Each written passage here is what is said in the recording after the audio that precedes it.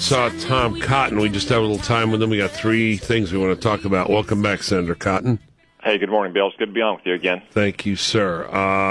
Well, down here buried in the headlines because of all the other noise out there, Iran tests another mid-range ballistic missile in breach of UN resolutions. How about that?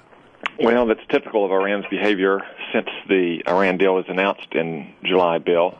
They've tested ballistic missiles. Not only have they not released American hostages, they've taken more American hostages. Qasem Soleimani, the commander of the Revolutionary Guard Corps, their shock force, flew to Moscow to apparently coordinate Russia's intervention in Syria, and they've continued to support terrorists around the region and throughout the world. Yet Barack Obama and his administration continue to turn a blind eye to all of that nefarious activity in direct contrast to what they promised us when they were selling the deal. And if they don't keep those promises about confronting Iran's conventional aggression, what do we think they're going to do when it comes to confronting Iran's breaches of the nuclear deal? Yeah, you already answered my second question, which is this has not made a dent in U.S. policy or caused any reconsideration on the part of the President or Secretary Kerry. No, it hasn't, and there's still, of course, adequate time to do so. The International Atomic Energy Agency has told us what we all knew, that Iran continued weaponization work on nuclear weapons well past 2003 and hasn't come clean on that work, and that alone would be enough to walk away from the deal or at least to demand Iran's revisions to the deal. Right. Okay. We're going to keep noting this because it's so important, and we can't lose sight of it in light of other important things. Topic 2, the NSA. This is your statement from day before yesterday.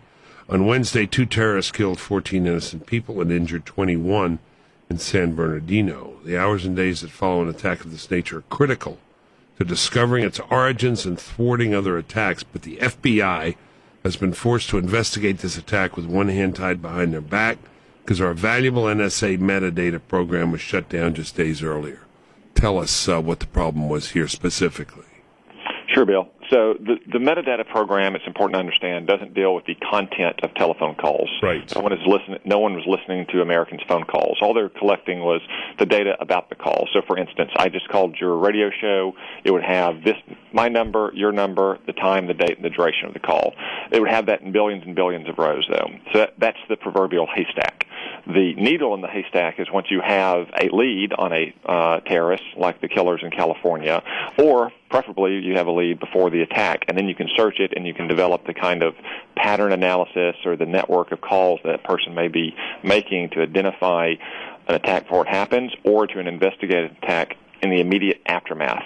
And when you've got 19 pipe bombs laying around an apartment, clearly indicating that there were going to be follow-on attacks, I think minutes and hours matter. The NSA used to have that data. It used to go back many years. Now the NSA has to go to private telephone companies with a court order and to get that data from a more limited pool and duration of information. I think that's bad for our intelligence professionals, and therefore it's bad for Americans whom we are trying to protect from terrorist attacks. Senator Cotton, I've heard this debated, and I've heard several people, not dumb people, not people who I usually disagree with, say it doesn't slow them down that much. They can go to the phone companies, you can get a court order, whatever the answer is. Does it slow down significantly? So, Bill, I've been trying to get an answer from the administration about this for the last week, and I can't get a straight answer, and that tells me a lot. If it wasn't slowing them down at all, then I think that they would be trying to tell a critic like me that. Moreover, I just don't think it stands to reason to slow it down at all.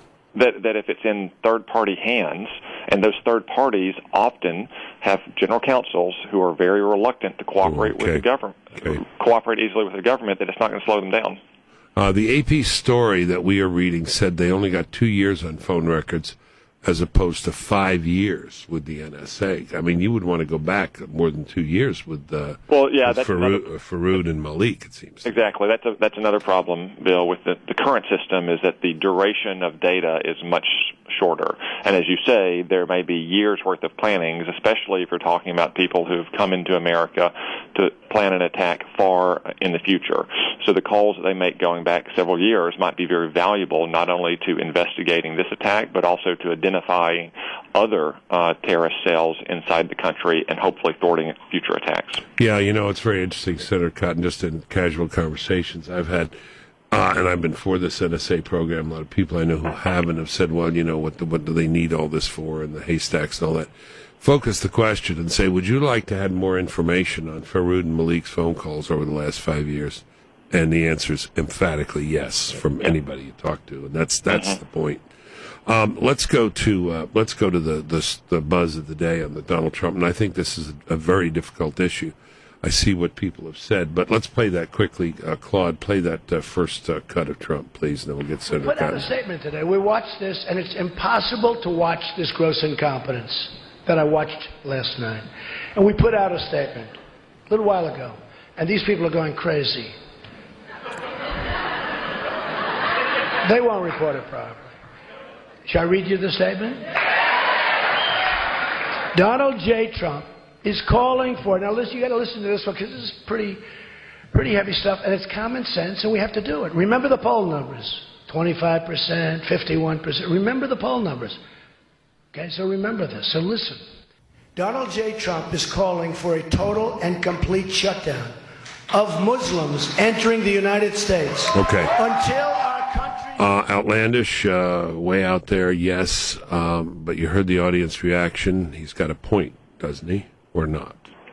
Bill, I wouldn't support that kind of across-the-board ban, but at the same time, we shouldn't let political correctness get in the way of recognizing that there are a large number of radical Muslims around the world who would like to come to the United States and attack Americans.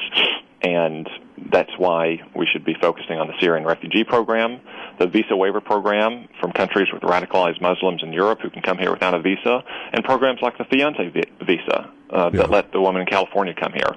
And for the president to lecture us as he did on Sunday night about political correctness, or for Loretta Lynch, the attorney general, to say her greatest fear is not another terrorist attack, but anti-Muslim backlash. In a country where, remember, Bill, last year in 2014, there were 4 times as many religious hate crimes committed against Jews as there were Muslims, I think is the height of both arrogance and ignorance. And it puts more Americans at risk. Say that bigotry's around the corner. But Malik was an immigrant on this fiancé visa program, but Faroud wasn't. He was born in the United States. He was an American. Okay. What about that? I mean, there's different surveys from Pew and others, but 10%, 15, 20% of American Muslims, Sharia, fine. Violence against civilians, okay, or permissible. This is a problem, and people have been calling saying they don't like the rhetoric and all that. I understand that. It bothers me when I hear it too, but to say, well, let's just stop all immigration for the moment is to avoid confronting the problem. There's a problem with Islam, not with all Muslims, but with Islam. Well, we certainly have a small number of radicalized Muslims all around the world, to include here in the United States. And whatever small percentage you want to use, Bill, whether it's 1%, 0.1%, 1/100%, when you're talking about such large numbers, 1.5 billion people, in absolute terms, that's a real threat. And it's a threat that we have to confront, and that we need the vast majority of peaceful and patriotic Muslims in this country to confront, just like we need them to do it all around the world. And we need to be supporting programs and supporting leaders all around the world who are willing to stand up to the radicalized Muslim leadership in groups like the Muslim Brotherhood or Al-Qaeda or the Islamic State, or the nation-state leaders in places like Iran, to try to ultimately win this ideological battle. But it's going to be hard, and it's going to be long. Yes, and that's back to the leadership question. I had Andy McCarthy on the other day, and when he ended, he said, let me make a final comment. I'd like to start by quoting you, Bill, where you began this discussion, when I said, I just wish we were as strong as France. He said, that's a hell of a thing for an American to say. We had, in our history, we haven't had to say that very often. But I note what's happened in the French elections. I don't know if you've seen this. We get up at 3 in the morning. We don't expect you to. But National Front, is rolling in France. Marine Le Pen. Yeah, and Bill, I'd say this is actually a phenomenon you see all across Europe, in particular, as the elite Eurocrats in Brussels condescend to the people of Europe, who are deeply concerned about the open borders in their country, and who are deeply concerned about stagnant wages. As any kind of center-right approach to trying to control those borders, as some of the countries in Central and Southern Europe have done, results in condescension and elitist rejection. All they're doing is driving the people of those countries into further right-wing parties. Yeah. Okay, we'll leave it there. Listen, every morning. Go ahead. You want to say something else? Yep. Merry Christmas. Merry Christmas. Every day we thank God you're there, Senator Cotton. Every day. Thank you, Bill. Thank you very much, Senator Tom Cotton.